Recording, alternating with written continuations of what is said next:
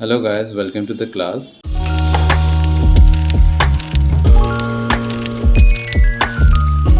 और मैं आप सभी का स्वागत करता हूँ एक और नई वीडियो में। और इस वीडियो में हम शुरू करेंगे CSS के बारे में, क्योंकि जो जितने भी पिछले वीडियोस में आप जो भी क्लासेस वगैरह लिए वो सारे चीज़ें जो थी वो HTML से रिलेटेड थी, जिसमें हम लोगों ने सीखा था स्ट्रक्चर वगैरह बनाने के बारे में, राइट। अब हम स्ट्रक्चर को डिज़ाइन वगैरह करना सीखेंगे, ठीक है। तो डिज़ाइन वगैरह कैसे करते हैं उसके लिए हम यूज़ करते हैं CSS जो होता है यहाँ पे आप जैसे मेरे स्क्रीन पे आप अभी देख पा रहे हो, CSS stands for cascading style sheet. Okay, cascading style sheet.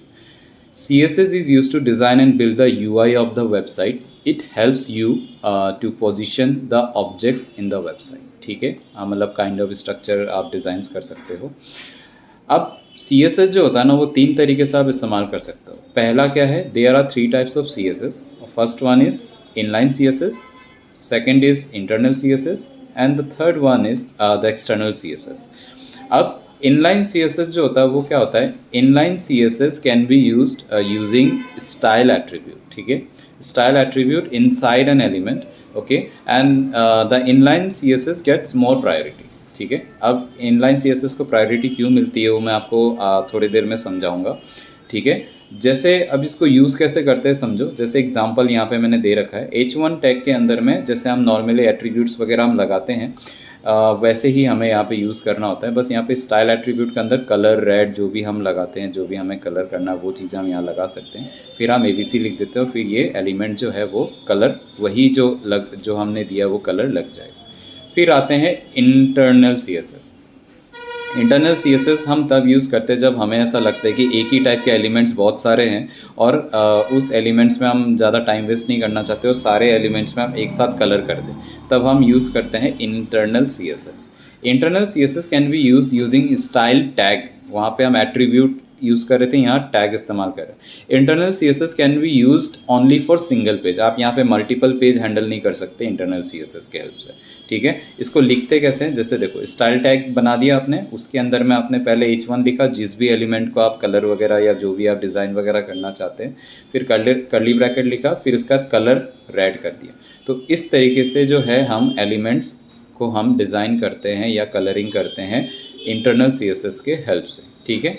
फिर आता है एक्सटर्नल CSS। अब यहाँ पे क्या लिखा हुआ है, external CSS works the same, बिल्कुल सेम काम करता है इंटरनल CSS की तरह, but we use it when we are going to design multiple pages of the website. जब हम मल्टीपल पेज हम वेबसाइट में मैनेज करते हैं या फिर डिज़ाइन करते हैं तब हम यूज़ करते हैं। अब एक्सटर्नल CSS का एक फ़ायदा ये है कि हम यहाँ पे जो CSS को है ना ज़्यादा बेहतर हम कर सकते हैं मैनेज, ठीक है।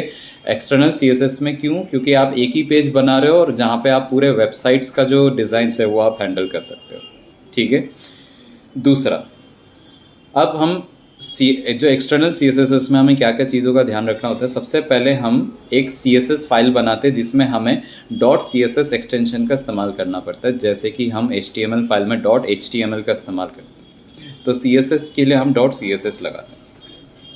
फिर हमें उसको लिंक करना होता है, कनेक्ट करना होता है, जितने भी पेजेस में हमें वो लिंक करवाना हो, जितने भी पेजेस में हमें वो CSS दिखवाना हो तो हम उस पर लिंक करते हैं। और लिंक कैसे करते हैं, बिल्कुल इस टैग के मदद से, link related style sheet href style, जो भी फाइल का नाम है वैसे आप दोगे। जैसे आपने इमेज टैग और ऑडियो वीडियो टैग में आप जैसे फाइल वगैरह अटैच करते थे वैसे ही यहाँ पे अटैच करना उस फाइल को, ठीक है। बस फ़र्क इतना है, वो href में यूज़ होगा, ठीक है। अब इसके बाद में हम आते हैं कोडिंग पे। इसका थोड़ा सा लाइव प्रैक्टिकल करके भी देख लेते हैं तो ज़्यादा बेटर अंडरस्टैंडिंग होगी इस चीज़ की। तो हम क्या करते हैं, सबसे पहले यहाँ पे हम लिखते हैं H1, ठीक है। यहाँ पे मैंने ABC लिख दिया। अब इसके बाद मैंने थोड़े से मल्टीपल चीज़ें यहाँ पे तैयार H1 टैग्स के लगा दिए।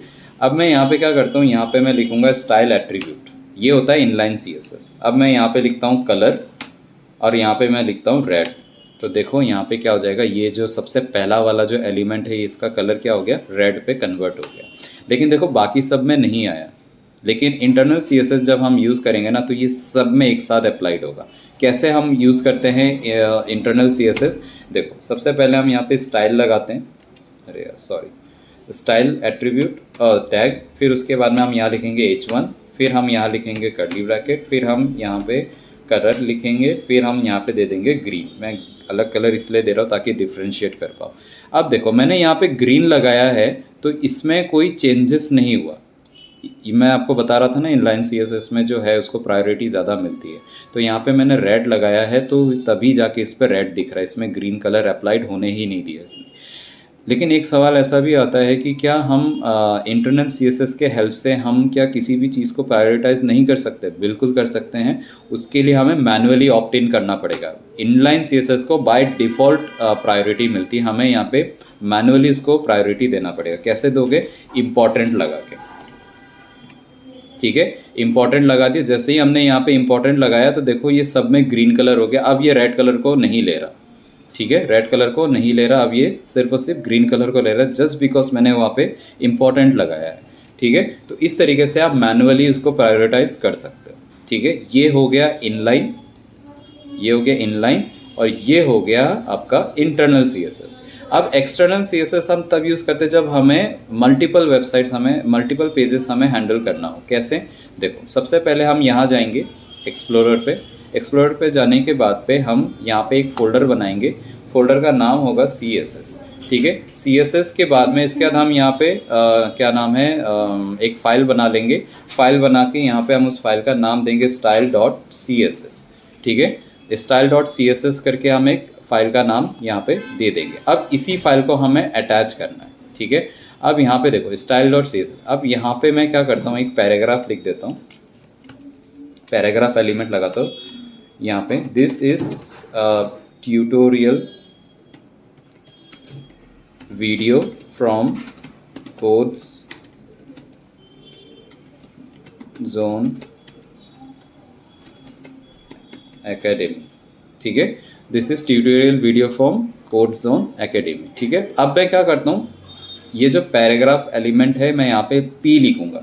P इसलिए लिख रहा हूँ क्योंकि उस एलिमेंट का नाम पैराग्राफ है, ठीक है।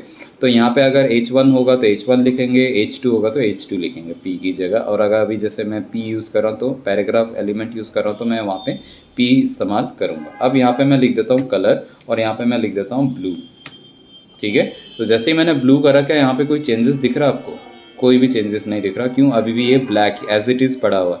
जस्ट बिकॉज मैंने यहाँ पे फाइल बना दी, इसका मतलब ये नहीं कि यहाँ पे अप्लाइड होगा। तो मुझे इसको कनेक्ट करना पड़ेगा, ठीक है। कनेक्ट करने के लिए हम कैसे करेंगे? हेड एलिमेंट के अंदर हम जाएंगे।